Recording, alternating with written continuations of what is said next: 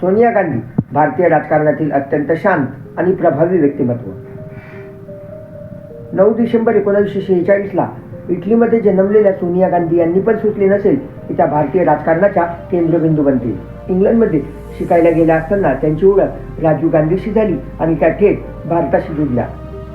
1968ला त्यांचा विवाह राजीव गांधी सोबत झाला आणि त्या भारतात आल्यानंतर आपल्या सासूकडून त्यांनी भारतीय संस्कृती ही शिकली.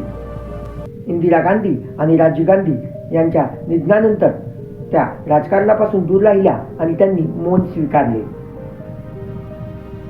ही परिस्थिती त्यांच्यासाठी खूप कठीण होती आणि त्यांनी यात दुःखही सहन केले.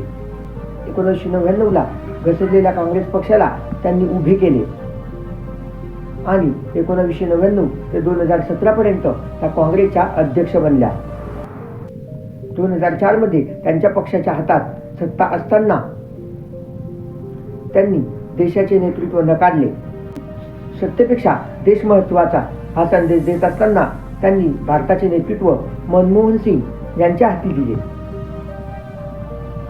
त्यांच्या पक्षाच्या हातात सत्ता असताना अन्न सुरक्षा कायदा, माहितीचा कायदा आणि संजय गांधी निराधार योजना सुरू झाली. त्यांचा राजकारणामध्ये जल्लोष नाही पण प्रभावी व्यक्तिमत्व आणि विश्वास कायम होता.